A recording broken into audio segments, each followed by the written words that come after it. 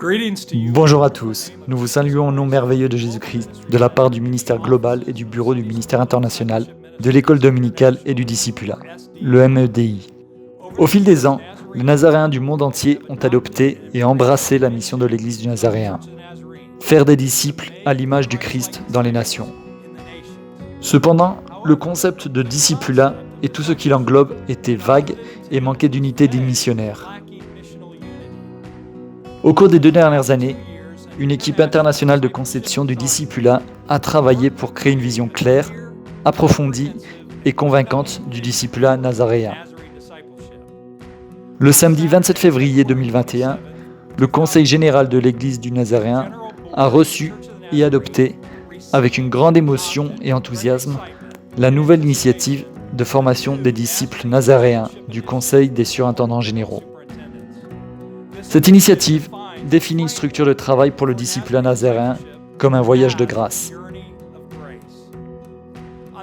Le dernier jour de réunion du Conseil général, le MEDI a publié en partenariat avec The Foundry Publishing et Global Nazarene Publication un ensemble de ressources pour aider chaque église locale dans le monde à s'engager dans la nouvelle structure. Notre prière est que ces ressources unifient notre Église autour de ces questions importantes que sont le discipulat et la formation de disciples. Ces ressources sont destinées à faire vivre à chaque congrégation locale une expérience de 6 semaines à travers un voyage de grâce.